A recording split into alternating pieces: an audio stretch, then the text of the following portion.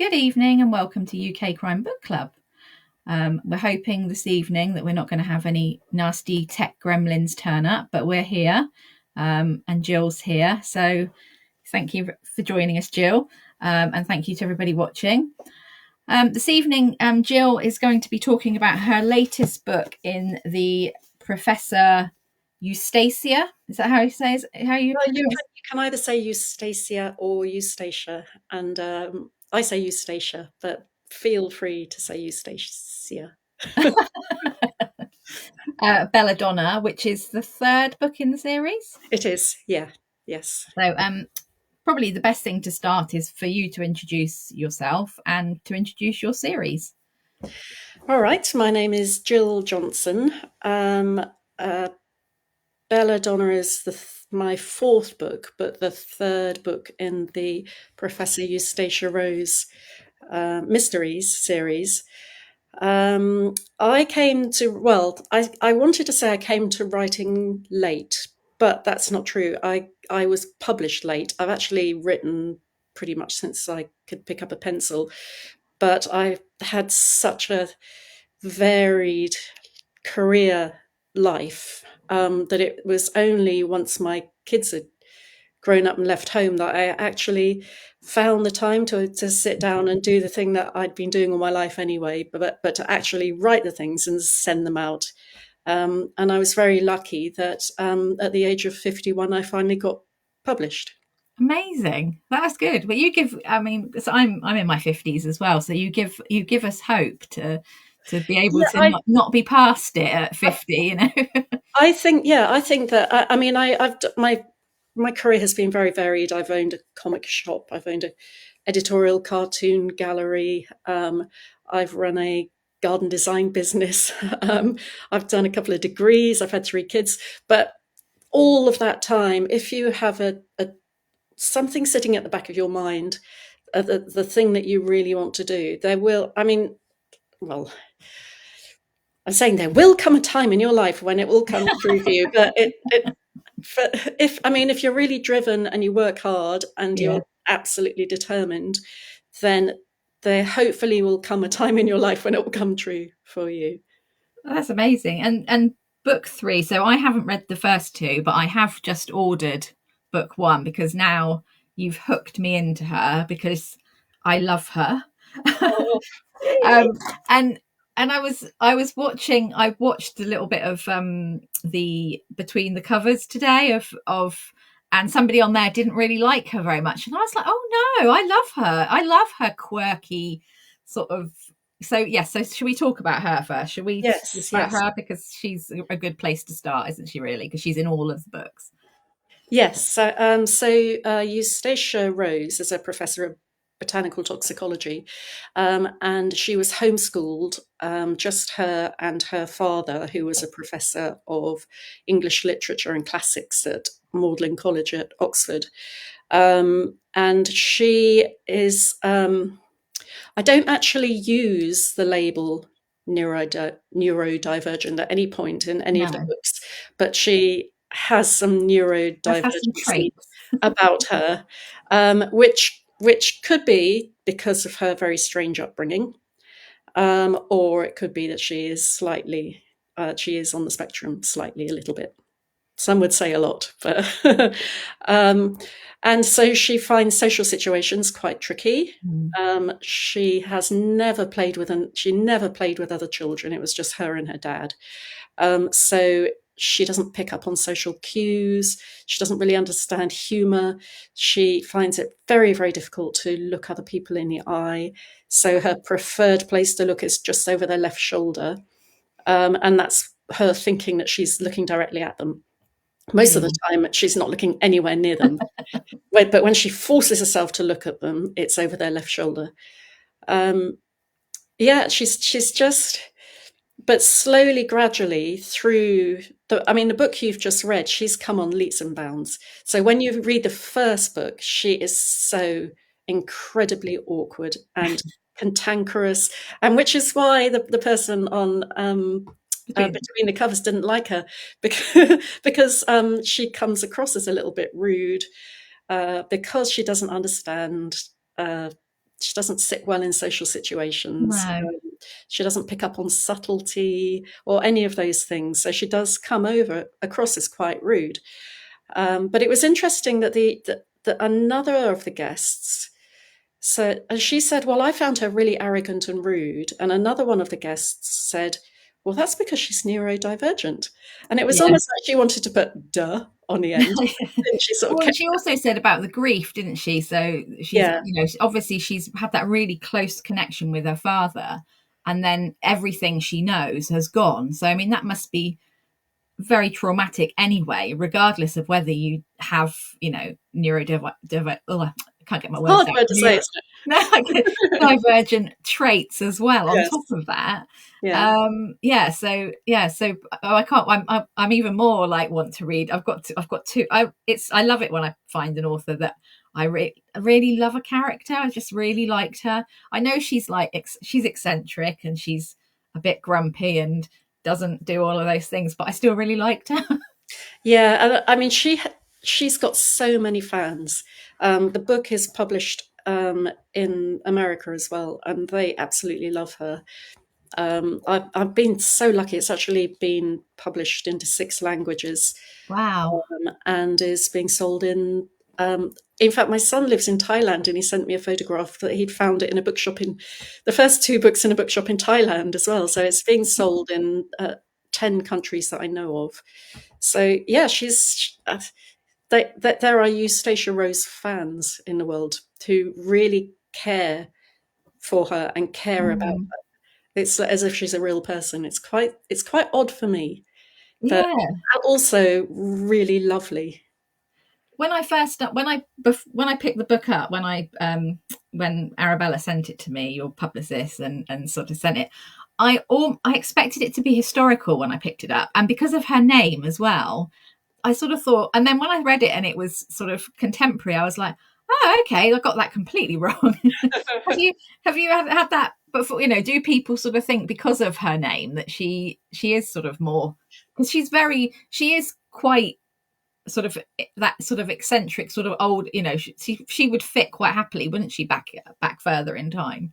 Yeah, she would. Yeah, because she was brought up by a very old father. So her father was in his 50s when she was born, and he was a very old-fashioned man. Yeah. So she was almost brought up almost in a Victorian Mm. style. So they didn't have an oven or a washing machine or a dishwasher. They had an open fire in their kitchen. She wore like a pleated skirt and a vest and a blouse, and that's pretty much what she wore, plimsolls, through her childhood until they got too small for her. So yeah, I suppose she had a bit of a Victorian upbringing, which is why she comes across Mm. as quite old-fashioned. And her attire, that she wears her Yeah, I was going to say about that. yeah, so she wears her father's tweed suit, um, and she styles her hair the same way that he styled his hair, and she wears his ding, ding, steel rimmed glasses. um, and so she looks old fashioned. She sounds old fashioned because she's only had her father to Yeah. sort of follow her voice patterns. Is that a thing? But so the way that she speaks, she has Yeah. sort of learnt from the way he spoke. So that's why she comes across as. As Although old. somebody reposted one of my stories on Instagram, and they said, Jill Johnson's brand new historical crime thriller is out today. Yeah. I said, Really? historical crime? It's not a historical No. crime. No, because as soon as you start reading, it's obvious. It's not. Unless you didn't read it at all. But there's Yeah, nothing. maybe that's it. They just have Yeah. a conception. Maybe if they've read some other Maybe they accounts. did what I did and picked it up and thought the name and thought, oh, this Yeah. is going to be historical, but actually it wasn't. But how did she sort of come? How did she come to you? Because there's a lot to her, isn't there? And I imagine she's evolved over the books as well. Um, Gosh, well, I think to answer that, I need to answer that where the inspiration for the book came from. So my first novel was historical fiction. So I was already in that. Part of it was set in the Victorian period, so I already had that kind of way of writing, and way of writing dialogue was Yeah. already there. And then after I'd written that book, which is, like your first album takes you your whole life to write. So your first novel, your debut novel, is like you've been thinking about it your whole life. And for me, that was a Mm. long time, because it was in my 50s Yeah. the time it came out. And then when I finished it and it was published, I had a conversation with my agent, and it was, so I don't think I've got another book in me. That was my opus. That, I mean, I have, what am I going to write next? And so she said, well, what do you know about? And I had done a horticulture degree. So um, it was obvious that I should write about plants, or gardeners, or something like that. Um, and so I went away and thought about it, and thought, well, if I'm going to write about plants, I'd quite like to write about poisonous plants. And if it's poisonous plants, then I think someone should die. And if someone is going to die, it should be a crime book novel. I'd never written a crime novel before, so I didn't know what the structure was or anything. No. Um, and then I didn't necessarily want to go down that route of the police solve the crime. Like the police procedural sort of Yeah, thing. police Yeah. procedural, because firstly, I didn't feel confident enough to be able to do that. And secondly, it didn't really interest me. So I wanted to come up with a character who would be able to solve these plant poison murders. And what better than a professor of botanical toxicology? And then, I don't know, I think I was thinking about, the stereotype of professors, Yeah. old fusty professors. And Yeah. so she works in University College London, so it all just sort of started evolving. And I do actually know, because I work for the NHS, and in my department there are some professors, and so maybe that I borrowed a little bit of A personality from, bit of those, yeah. but just a sort of like a tiny seed of an idea from that. And then as I started writing, she started to evolve. Um, and then, I don't know, she just sort of started, her personality started to take over, and I didn't really need to think about her Person. anymore. She Yeah. just sort of like, It became her own sort of thing, her yeah, own entity. yeah. Yeah. So, and at times it was, I would write a response, and then it would, like, she'd be saying to me, no, I wouldn't respond like that. Rewrite that. That's not me at I all. can imagine her saying that. Yeah. Yeah. Yeah. So sorry, that was a very long answer. No, it's really good. I think it's really interesting because I think, did you always sort of set out, because obviously you didn't know that you had, you said you didn't know that you had another book in you. So was it a plan that it was going to be a series, or did that sort of Yeah, happen? well, for me, it was a plan. Yeah, I had this idea that I wanted to write 4 books, um, and I wanted each book to have a murder that she, or 2 murders that she had to solve, but there was had to be an arc. I don't, what's the term? An overarching arc Oh yeah. of the Yeah, whole, all 4 books. pull them all Um, together.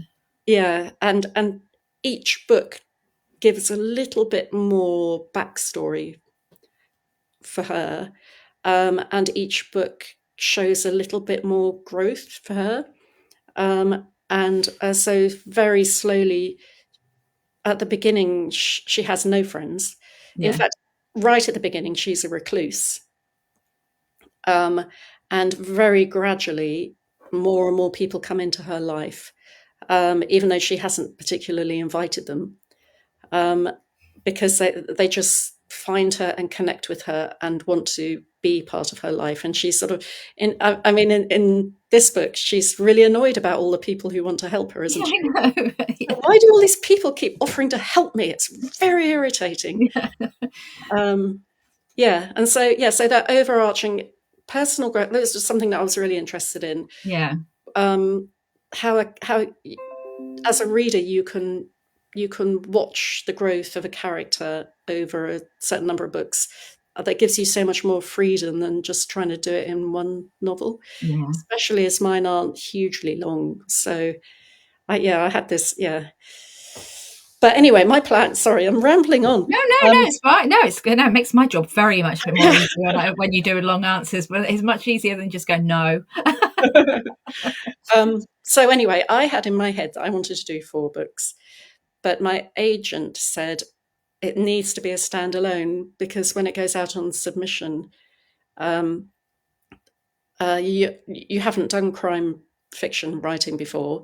Nobody knows you, so they're not going to immediately offer you a 4 book Sign up deal. for It's four, just, yeah, because you yeah, don't. Yeah, you're an unheard unknown. of. So I had to write the first one as a standalone, but I did actually leave a few threads untied because I knew that I really You wanted to could, get a yeah, second book deal. So we got the first book deal, and it. I mean, Devil's Breath became a bestseller because of the between the covers. Yeah, that platform was just absolutely incredible, and it really, really launched yeah. the book. And so I got a second book deal, and then I was really pushing. It's quite hard because you don't want to be like well, you've got to give me 2 more. Obviously, you've got to give me 2 more. So I was sort of very subtly saying, well, I'd really like to explore, and pretending that it just occurred to me that I wanted to add another one. It just so happens that I have just thought of 2 more. Yeah, and so They must have been really, really excited as well at the fact that it was a bestseller. It got picked up by Between the Covers, which is obviously it's a great platform for. I know it wasn't your debut, but yeah, it for the was. debut for the crime Yeah, series, yeah. I mean that must have been amazing, and they must have been like, oh, this is exciting as well, even if they Yeah, didn't say that. yeah. No, they were very excited and really supportive and yeah, yeah. My publishers are Black and White Publishing, which is part of Bonnier UK, Yeah, Bonnier Books UK. They're based up in Edinburgh, and I've been up to see them a couple of times. I live down in Brighton, so it's like the opposite ends of the it's a country. bit of yeah. Yeah, we don't see each other that often, but I have really I really like them. I really like the whole team, and we've just sort of That's really good, connected isn't it? very Yeah. nicely. Yeah. Yeah, so they were very excited, and so when my agent suggested 2 more books, in fact, actually, I had a conversation with one of the partners, and I said I'd really like to do 2 more books, and he was quite excited about the idea of 2 more books. And so then I went back to my agent and said, "Okay, give them a ring, send them an email, let's make it formal, please." And then there was a sort of like biting my nails for a while to see if they'd say yes or not, and they did. So, phew. So we've got Devil's Breath's the first one, then Hell's Bells is the second, and Yes, then Bella Donna's the third. yeah. Is there a fourth? Is there a working title Yeah, yet? it's half written. I'm assuming it will come out next summer. And it will be the fourth one, finally tying up all the loose ends. So will that be it? Will that be the end of her? Or I think so. Yeah, I think so. It has actually been optioned for film and TV, so we will see. amazing.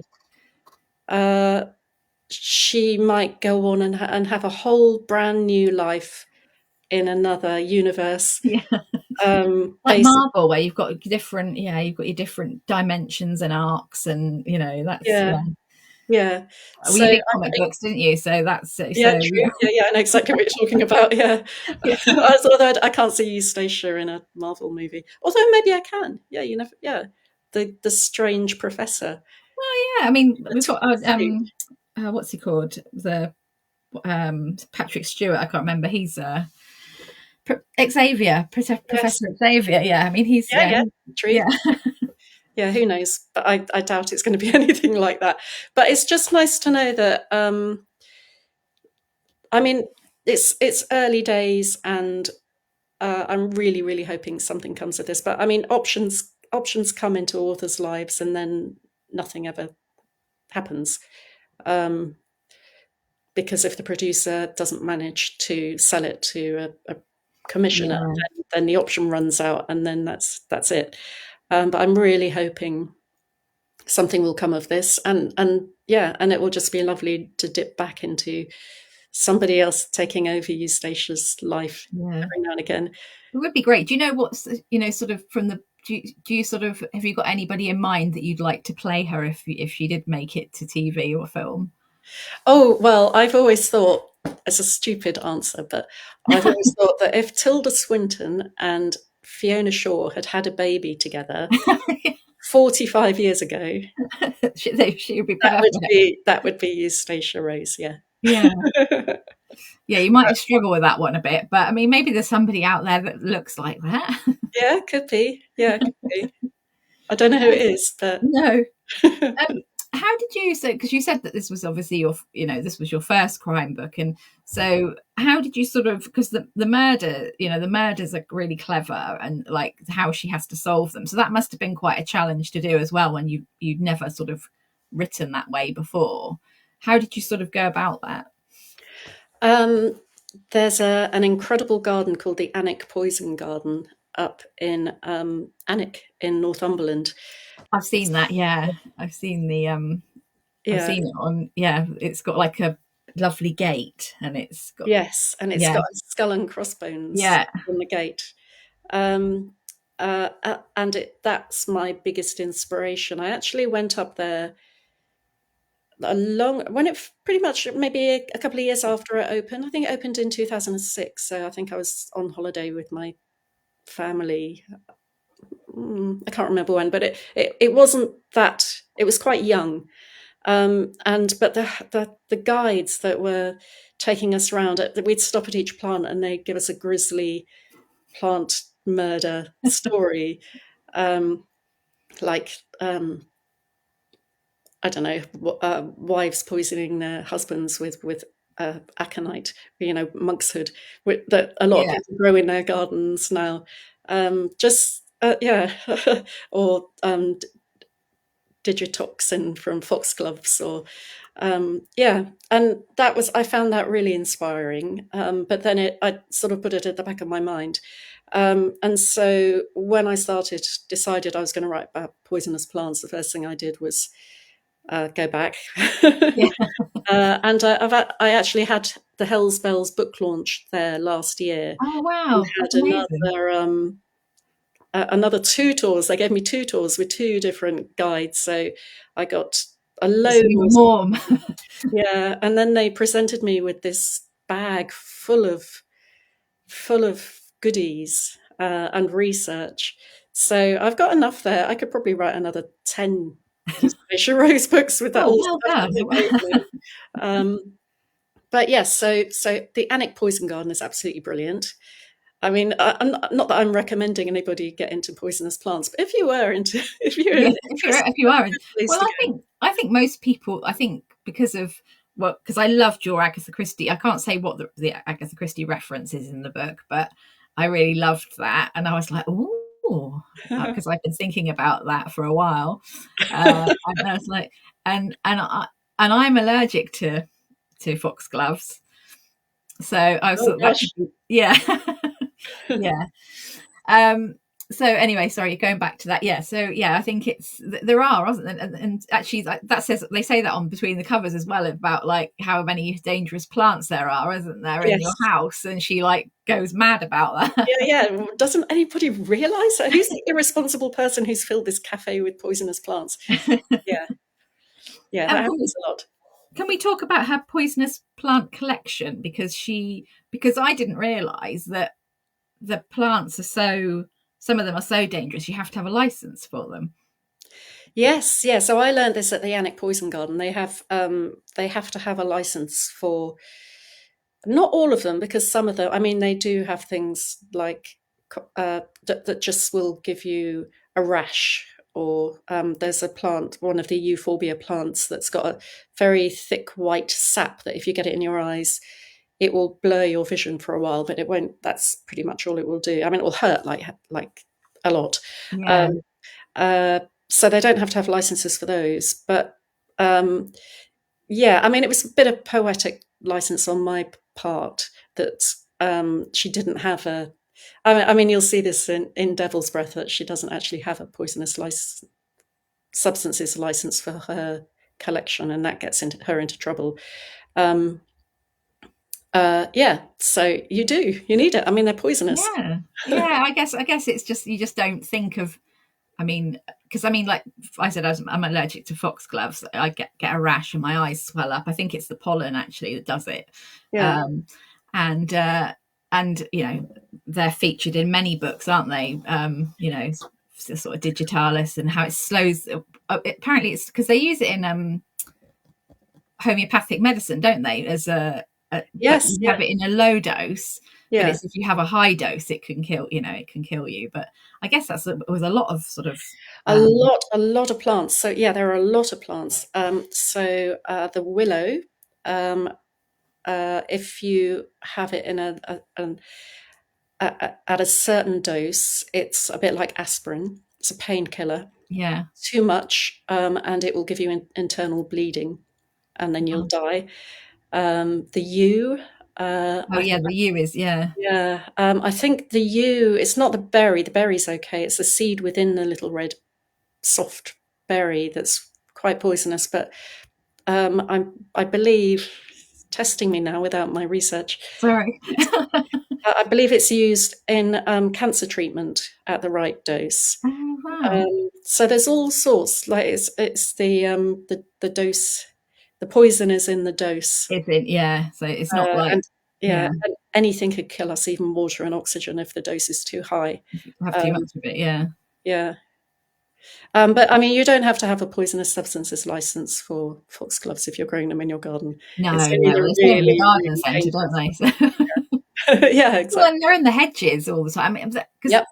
that was the thing that I love my garden as well. So I think that's probably why she sort of really spoke to me because you know she's. I mean, I don't generally deal in poisonous plants, but I do love my gardening. So I think that was really interesting from that point of view. Um, so when do you sort of plot out the beginning of the murders and things? How do you sort of go about it? Does that sort of come to you as you do you sort of Yeah, start with and the there's this weird word, pantster, isn't there? are you a pantser, are I'm a you? pantser. Yeah, right by the seat of my pants. Yeah.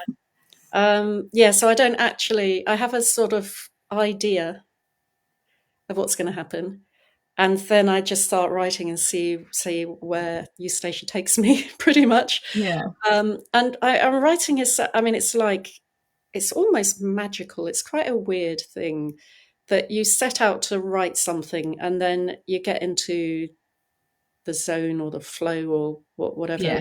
term you want to use. Um, and have a writing session, and it turns out to be totally different to what you thought you were going to write. And often I'll read it back and think, well, where did that come from? And sometimes when I've written a draft, so I'll write a draft and then I'll take a little break from it and then go back. I can't actually remember writing some of it. It's quite a weird process. Wow, So it's really fascinating. yeah, so no, I don't plot. You I know, mean, but you people do, just sort of and go with I the flow. yeah, I have a lot of admiration for people who do plot and who have like post-it notes up on the wall and follow. And some people use writing programs. There's one called Scrivener. I've A heard of lot, that, yeah. yeah, a lot of people swear by that, think it's brilliant. But I just start writing, and I've got a weird brain that I can remember in my draft. I can remember where some sort of plot thing happened. So if I change something further on, then I know where to go back to fix it. So I think I'm quite lucky. Yeah, you are definitely. That seems yeah, because that must be really handy when you're because just going back through pages and pages of you know on the screen trying to find that word. I know Yeah. you can do find, but Well, I do. I have this thing where I remember the sentence. Oh, God, I sound really weird. I remember the sentence, and then I think of an unusual word that I used in that sentence, and then I do find for that word, and then it you takes me find it. straight back to that part of the book, Just and got a then very good memory. I think it's just remembering. Yeah, what was I? What words did I use in that particular? Yeah, Yeah. We've got some people watching, so I've just had to go onto my phone to see the comments. So we've got some people watching, and I've got some questions, so I'll go Oh, through them. So we've got Kaz and Leslie saying hi. hi. Kaz says, as someone who works with people with autism, she's fascinated with this, so she's going to go and read some of the books. And Leslie says she knows she's going to love her. I think you will, Leslie. And Kaz says she's intrigued by owning a comic shop. Do Ah. you have a favourite graphic novel, and would you like to have your novels adapted into graphic novels? Oh gosh, favorite graphic novel. Oh, when I was young, I was really into Tank Girl. I thought she was like, oh, she was my idol. And her boyfriend was a giant kangaroo, which made her even more cool. She wore massive, massive boots, and she had really skinny legs, short denim shorts, skinny legs, and massive boots. I think I remember. I remember the name. I don't. But you describing that, Yeah, illustrated I'll by have to Google her Jamie. afterwards. Yeah, illustrated by Jamie Hewitt, who went on to do the animated videos for what was the Blur spin-off band? Thrillers. Yeah, so he did all the animation for Ah, Gorillas. yeah, Yeah, I was really, really into Tangle. I mean, people like Alan Moore, I love yeah. his stuff. Oh God, there's just too many to name. There is a lot. Yeah, there's a lot. Sinkovich, what was his first name? Dave, I think. I loved his stuff. Oh, and the oh God, the Mexican brothers. It will pop into my head later, and I'll suddenly Okay, remember. when it does, just yeah. Jaime Hernandez. Ah, I absolutely loved his stuff, and he had a brother as well. But I can't remember what his name is. Yeah, Brother Hernandez. the Hernandez brothers. They were Yeah. brilliant. Um.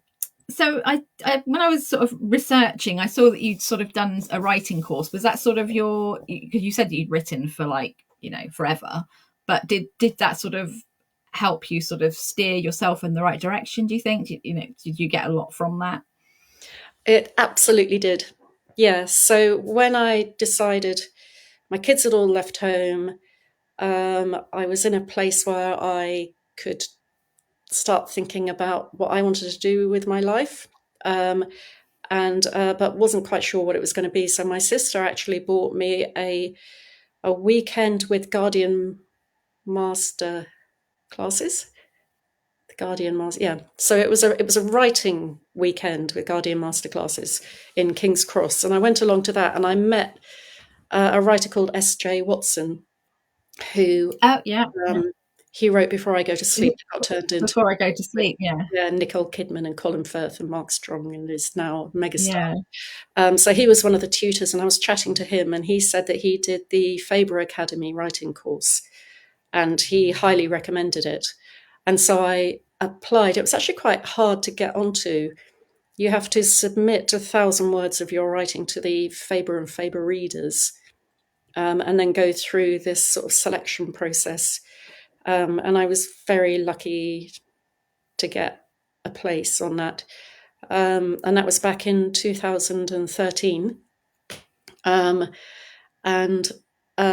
my tutor was Esther Freud. Oh Um, wow, and I just thought, yeah, this is for me. This is what I want to do. yeah. And so the course was called Writing a Novel. And so I started writing my first book. I mean, obviously, you can't write a whole book on a No, writing course. not on a course. It'll be a long course for some Yeah, people. yeah, Years. yeah. So I started writing on that course, and they don't do it anymore. But back then, because I think we weren't the debut year. I think it had been going for a year before then. But they used to do an agent reading day at the end of the course, where we all stood up and read what we'd been working on to a room full of agents. And I was very lucky to have been approached by 4 agents. 3 Wow. of them said, finish your novel and send us a manuscript. And one of them said, we'd like to sign you now. So, of course, I went with the, we'd like to sign you now. So I had this incredible experience with a writing course. I've made some incredible writing friends, so I'm still really good friends with now the people in my group. And I got an agent at the end of it, That's amazing. and yeah. I kind of already had a feel for writing because I've written 5 books already. They'll never see the light of day, the previous ones. Yeah. Uh, but I had a feel for writing, but it just taught me so much more, and it taught me about the publishing industry and what to expect. It taught me about imposter imposter syndrome and being Oh, we all get pitched. that, don't we? Yeah, and it takes a very, very long time to publish a book, and you've just got to Yeah. wait and not get all anxious and worried about it. Just wait and let the process take its very, very slow time. But then, you know, that sort of gives people hope, I think, that, you know, that process is long, that it, you know, because sometimes you do see people who, you know, they write their first book and they do get picked up straight away. And I know that's quite rare, Very rare, yeah, yeah. because most people I that know we I'm speak, unusual, yeah. yeah, some people we speak to, it's, you know, they've gone down so many routes, you know, to get to where they are, whether that might be, you know, they might self-publish, they might do short stories and do it that way and get into a competition. And so there are lots of ways into it. Yes. And like you said, it's not as easy as just sort of someone saying, oh, here you go, here's 4 book deal, you know. That Yeah. doesn't happen. Yeah, I hope I'm not making it sound like it's been an easy road, because it absolutely definitely has. No, no, not at all. I think I'm you're just trying to condense Yeah, this no, I very think long you're period saying of it as time. it's realistic. You know, I think that, you know, the fact that you were, you know, you have done other things as well. I think people, that sort of inspires people, because you did other careers before you know, you got to what, Yes. and then you sort of started having another career now. But you obviously, where do you sort of fit in? Do you work full time, Yeah, part I time? work full time, but I'm very lucky that I can work at home because I'm a medical researcher. So I get out of bed, don't necessarily need to get dressed. So I Commute. go downstairs in my pajamas, do some Yeah. writing, drink a lot of coffee, start work at 9 o'clock, work till 5, still in my pajamas. No, I do go out. I do go out. I do force myself to go out for walks. But otherwise, In yeah, your pajamas? yeah, sometimes. I do put shoes on. I take the slippers off. Um, uh, yeah, and then I write for a little while after work, but then I get too tired in the evenings. I'd Mm, much rather watch a Korean drama in the evenings or something. yeah. But I do write. If I know I've got a clear weekend, nothing happening, then I will write for 8 to 10 hours a day on that weekend, Wow. and try and get the word count up. Yeah. And all of my holidays are writing holidays, so I go away on holiday. I mean, I not all of them. That's not true. Some holidays I'll go away and be sociable with my family. Other holidays I'll just go away completely on my own and lock myself away and Just just right. write. And I'll set myself you've got to write 20,000 words this week. Um, and if I set myself an attainable word count, I can usually go do more Mm. than that. So yeah, my life is pretty much Work and writing, writing. working, writing. Yeah, That's very I'm in a choir. disciplined. Sorry. I said you must be really disciplined to sort of do Yeah, that. well, I kind of feel like I'm in a hurry because I came to writing so late in life, and I'm meeting some incredible. I mean, I met Ellie Griffith. Yeah, Griffiths. Yeah. She's written like 40 books, and Who are you I going to try and catch up? yeah, and she's younger than me, I think, and I just keep thinking, God, I've really got to hurry up. I've got to catch up. I mean, and what's his name, Billington, Oh, Mark. Mark Billington. Yeah. He's been writing for 25 years, and he's written like 100 books as well. So yeah, I need to write. I need to be a writer. I mean, and Ellie was saying that she writes. Sometimes she writes 3 books a year, and I think, well, how can you do I mean, that? she probably doesn't have a 9 to 5 as No, well. no, she said no. But I would really love to get to that place in my writing career where I can give up my day job and be a full-time writer. I would hate to have to write 3 books a year. I think I'd go mad. But to leisurely write a book a year would be a really lovely place to be, I think. Yeah, I think one book a year, I mean, to me sounds, but I know people who do 2, and that seems to be fairly full on. You're pretty much writing all the time, and it's just that pressure, isn't it? I guess did that sort of feel when you went from sort of the first book to the second book to the third book? Do you feel more pressure now because you've got fans, or are you enjoying it more because you know that people are going to like them because they have? I do feel some pressure. I do. I don't want to disappoint people. I've had a few comments, and it's actually, I'm actually enjoying the negative comments. Oh, really? They're negative comments about a particular character. It's not about my writing, and it's not about the story. It's that they don't like a particular character, and that is actually giving me a lot of joy, because it means I've written a horrible character quite well, and it's quite hard to write a horrible character that people dislike. Yeah. So but now I'm rethinking what I'm book for, because do I make this particular character even more horrible? Or do I turn things upside down and suddenly make them really lovely so everyone loves her? Or what's the reaction to that going to be? And then no, but I shouldn't be thinking about outside influence at all. I should just stick to doing. Yeah. It is. There is some, when you write a series and you do start getting people who care very deeply about your characters, I think there is some responsibility there to think about the reader as well. Yeah. So I was going to ask you about the other characters, as how they sort of come along, because you've obviously got Matilde, who's Eustacia's partner, girlfriend, but they have an interesting, complex relationship, don't they? Because she's not very forthcoming with her feelings, and Matilde really is much more sort of touchy-feely, isn't she? Yeah. Matilde is the partner that wants to talk everything through. Yeah, that partner. And she doesn't want to do any talking. She just no. So let's have a little chat. And every time, she doesn't like the little every time Matilde says we need to have a little chat, Eustatia's heart sinks and she thinks, oh God. Yeah, what have I done now? What have I done? Yeah.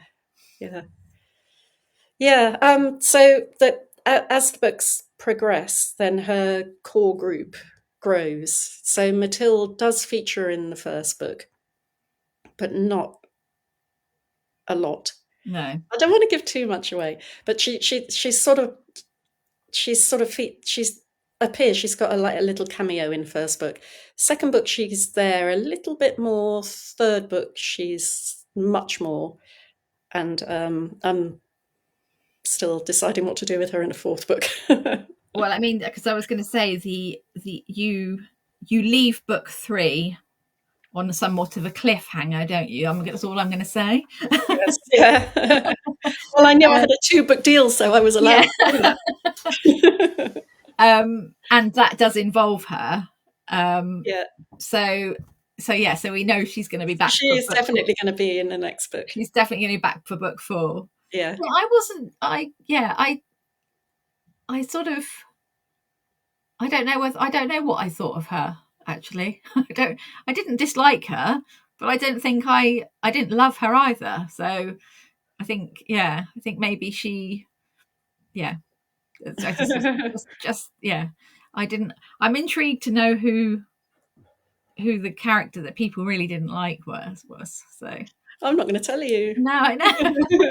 because I want to write the next book with that in mind, having thought about it too much. Well, by the time that you've written the 4th one, I'll have read the first 2 as well, so I'll be right up to date with it all. Yes, yeah. So I'm halfway through the 4th one. I'm hoping to have it first draft done by end of October, maybe. Hopefully.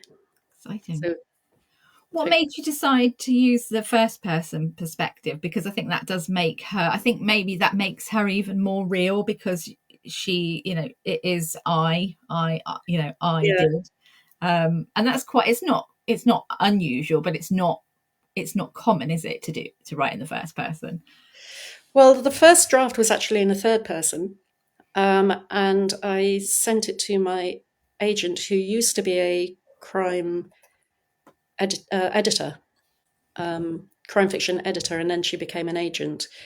And she said that she found it quite hard to understand what was going on in Eustatia's head, because Eustacia had such an odd way of looking at the world. And in third person, it came across,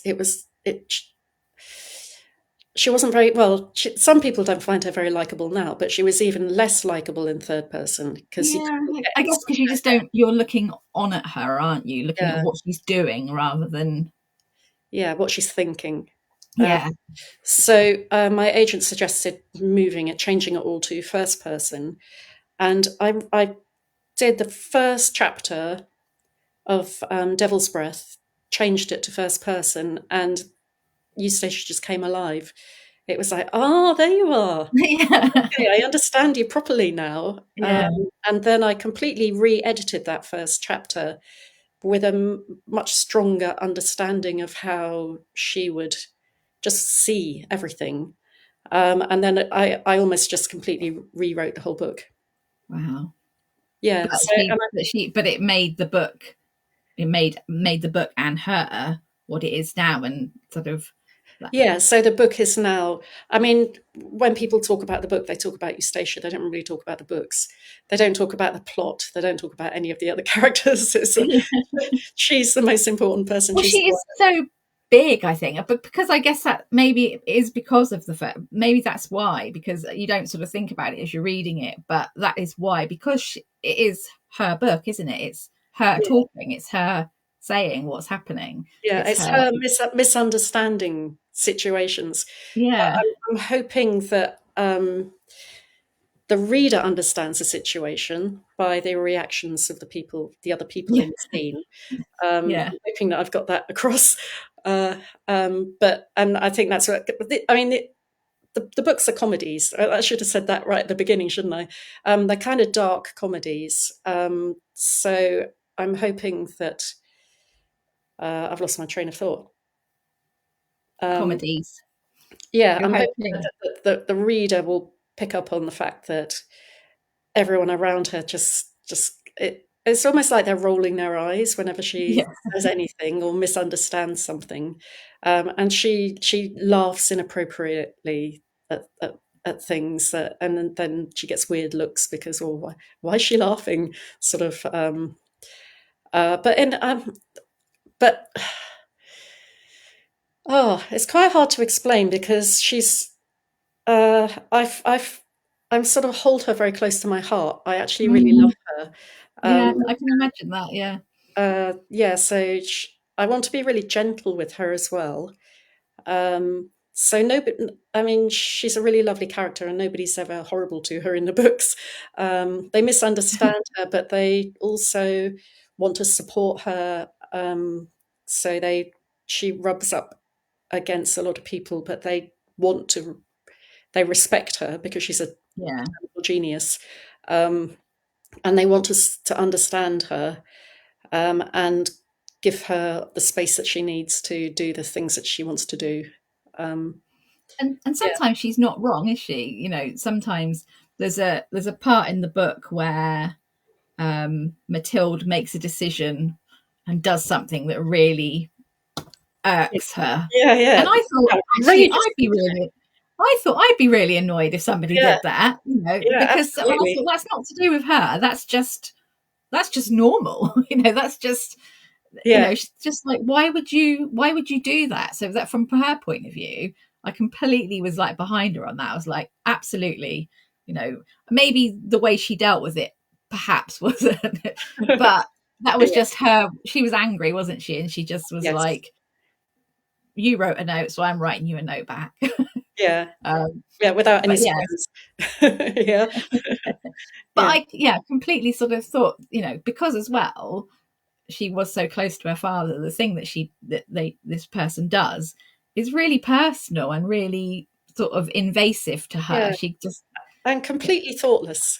yeah, Not yeah, a clue about what effect it would have on Eustacia. no, It no, was just a completely selfish, thoughtless act. yeah. So yeah, so those sort of things, I think, yeah. But there was some, there are some really funny characters in. But there's, I'm trying to think of her name. It's Jam, they call her. Jam tart. Jam Tart. Yeah, That's it. Camilla. Yeah, Yeah. yeah. She's a very sort of savvy young London girl who no nonsense. Um, hasn't got time for messing about. No. Well, and really driven as well, isn't she, to what she wants and Yeah, what she can learn from Eustacia. yeah. Well, she's a Um, honeysuckle, yeah, persistent. yes. So I'm just seeing we're coming up to the end to the an hour. It's gone really quickly. Wow, has it? I could talk to you all night. I Oh, know. wow, wow. Yeah. So who's inspired your writing? Who inspired you to sort of Um, pick up the pen and well, my favourite writer is definitely Iris Murdoch.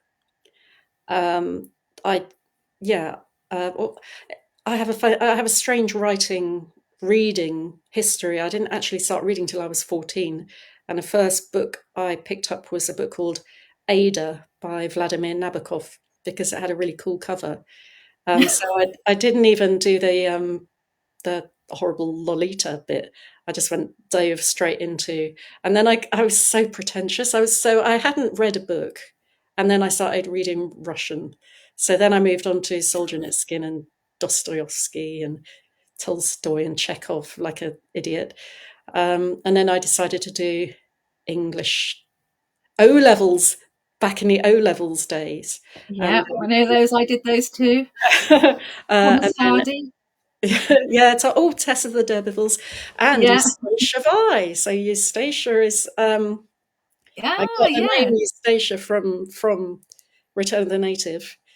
Uh, yeah, so all of those old classics. I read all of the classics. I was like a little bit what's the word where you oh gosh, it begins with a P. Precocious, like I think, because I decided again. I have this thing about catching up, so I hadn't read until I was 14, so I had a lot of catching up to do. So I did all They the just went right in at the deep end yeah, with right in, right in. very heavy duty. Yeah, but then I discovered Agatha Christie, and I just became a bit of a Agatha Christie obsessive. Um, I'm one of those. I've got a collection behind me. yeah, yeah, I have too. Yeah, so, but I mean, I don't know how much time we got. I'll say this fast.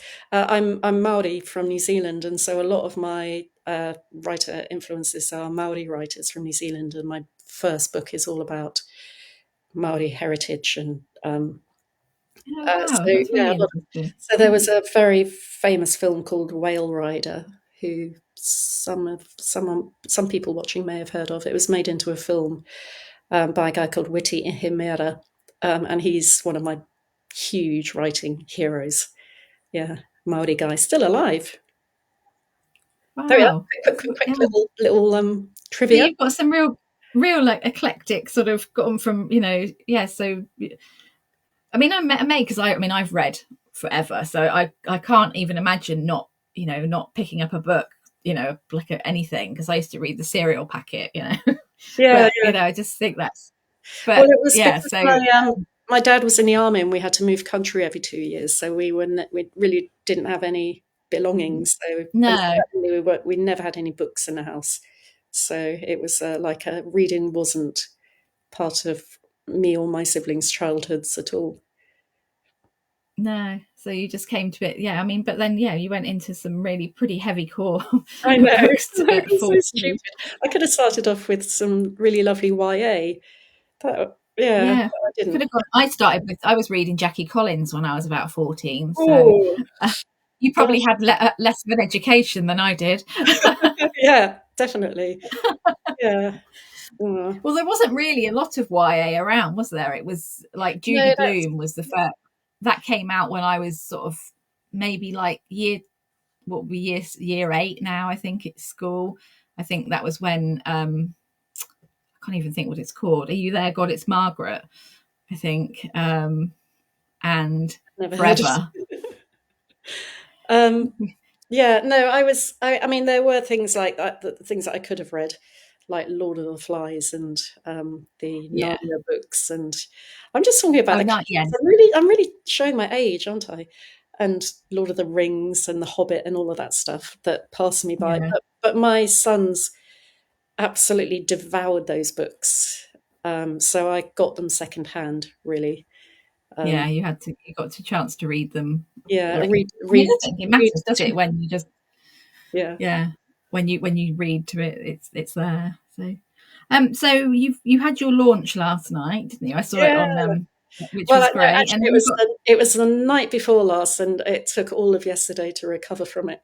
oh really? It was that good, was it? It was that good, yeah. And then because because I'm in Brighton, I haven't been in Brighton long. A lot of my friends are still in London, so a lot of people came down for it. So I felt obliged to have an after party and then an after party. So Ah, because they'd come such a long way, and I couldn't just sort of like just come for 2 hours and then get on the train and go home again. So yeah. yesterday was an annual leave day for me. Oh, nice. Oh, that's good. Yeah. And have you got anything planned, sort of events wise, for the summer? My next big one, I'm doing a couple more things, but my next big one and one I'm really excited about is the Harrogate Crime Festival. Oh, I'm yeah. hosting an author dinner on the Saturday night. Oh, And fantastic. it's a whodunnit. So Nice. you can buy a ticket and come and sit at the table with me, and we're given clues. I think there are about 10 or 15 tables with an author on every table, and maybe 8 guests, and we're all given clues, and we have to solve a murder. I've never done it Oh, before, and God. it's my first time at the Harrogate Festival, so I'm like beside myself with excitement. I know I really want to go, but I'm in Devon, so it's like a million Oh, miles that's even away. further than me. Yeah, Yeah. Yeah. Yeah. Everything is like everybody loves Devon and Cornwall, but when you want to go anywhere, it's just like so far. yeah, yeah. I did a an event up in Edinburgh, and that was like it was about 8 hours. It took me 8 hours to Yeah, get I think on it's many 7 or 8 hours. trains. Yeah, it might be even long. It might be even 9 hours from here actually for Edinburgh. I Mm, think Glasgow is about 7, um, and yeah, Edinburgh's a little bit further on, isn't it? yeah, and the Alnwick Poison Garden is about 6.5 hours journey. So you've got to be Yeah, really committed to do yeah, that sort of yeah. thing. No, I do want to go to Northumberland. It's like on my list. So, yeah, Stunningly maybe beautiful. Yeah. yeah, when we do that, we'll maybe go to the Poison Garden as well. So, oh, well, thank you, Jill, for joining us. It's been really, really great to talk to you, and I'm really looking forward to reading the first 2 books as well. And then maybe next year you can come back and talk to us again about Professor That's Eustacia awesome. Yeah. Rose. I'd love to. Yeah, that would Yeah, be I've great. had so Yeah. much fun. It's gone by in a flash. I thought we were about 20 minutes in. Yeah, it was No, no. Oh, really, yeah, really thank you, fun. everybody, for joining us. And we'll be back again soon. Thank you, Jill. Good luck with the Thank book. you. Yeah. And thank you for giving me a new character to enjoy. Oh, it's a pleasure. Yeah. I'll tell you, Stacey, you said so. Thank you.